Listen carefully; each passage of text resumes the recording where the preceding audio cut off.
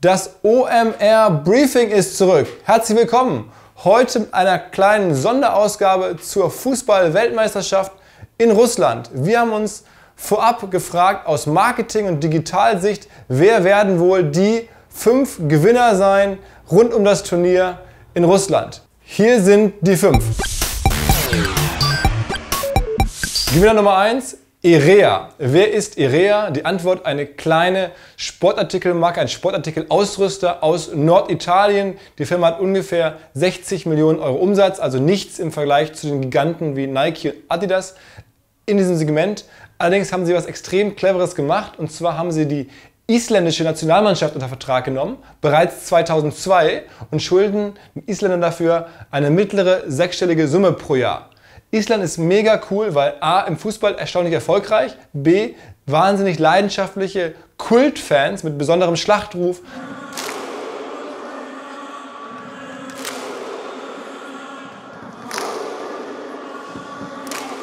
Das wird dazu führen, dass Erea und die Fans über Island wahnsinnig viel transportieren können für eine im Vergleich extrem günstige Summe. Adidas oder Nike zahlen verschiedenen anderen Nationen, zum Beispiel auch den Deutschen, 60 bis 70 Millionen pro Jahr. Also Faktor 120 mehr als Erea den Isländern bezahlt. Das war mal ein richtig guter Deal, und der läuft noch ein paar Jahre. Gewinner Nummer 2, die beiden russischen Städtchen Rostov am Don und Saransk. Kennt bislang keiner. Rostov am Don liegt nahe der ukrainischen Grenze, hat 1 Million Einwohner. Saransk hat ungefähr 300.000 Einwohner. Und deswegen bislang global nicht besonders prominent. Aber demnächst werden rund um die WM in Rostov unter anderem spielen Neymar aus Brasilien und Luis Suarez aus Uruguay. Die beiden haben zusammen 120 Millionen Follower. Wenn die beiden dort einchecken, werden die Städte richtig auf die Karte gepackt. In Saransk spielt sogar noch Cristiano Ronaldo, der hat alleine über 100 Millionen Follower.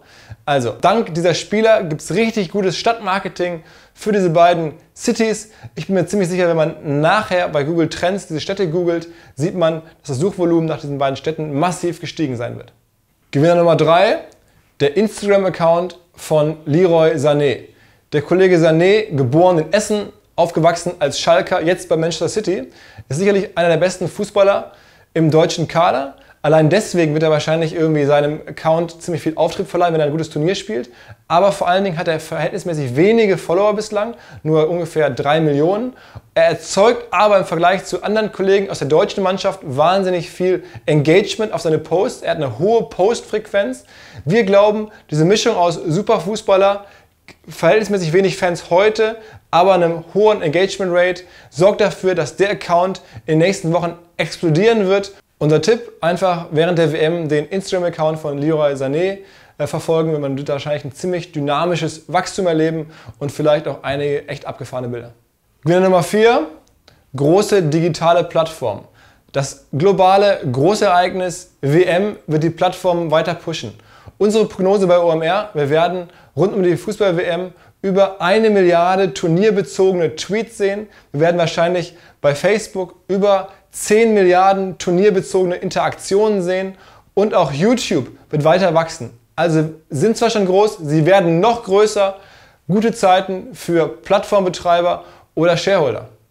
Gewinner Nummer 5, Mickey Beisenherz, ein enger Freund der OMR. Wir machen ja gemeinsam einen Podcast, den Fußball-MML-Podcast. Mickey Beisenherz, ein geiler Typ. Er ist Autor beim Stern, er ist Gagschreiber, er macht das Dschungelcamp, verschiedenste andere Sachen. Aber jetzt wird er richtig prominent, denn er moderiert auf der ARD das WM Quartira. Und das ist sozusagen die Nachfolgesendung von Waldis WM Club und wird immer gezeigt in der ARD, wenn dort Länderspiele stattfinden. Heißt, bis zu 28 Millionen Menschen gucken Länderspiele in der ARD und 6, 7, 8 Millionen bleiben danach dran, um die nachfolgenden Sportsendungen, also das WM-Quartira, zu gucken. Das wird die Brand Mickey Beisenherz richtig nach vorne bringen. Wir drücken ihm die Daumen, macht da keinen Scheiß. Werde jetzt zum Weltstar mit der ARD für uns. Außerdem mit dabei unsere Kollegen indirekt auch OMR, denn hier ganz viele aus der Firma singen bei einem Männerchor, den Hamburger Goldkehlchen, und dieser Männerchor ist als Studioband auserkoren, singt verschiedene Lieder ein für die Sendung. Wir sind ziemlich sicher, indirekt wird auch OMR auf die Karte gepackt. Vielen Dank, WM. Und gibt es nicht doch einen großen Verlierer während der WM? Auf jeden Fall. Der Verlierer heißt Pornoseiten. YouPorn und Co. verlieren erfahrungsgemäß rund um solche großen Sportereignisse bis zu 60% ihres Traffics. Man muss sagen, König Fußball regiert eben doch die Welt.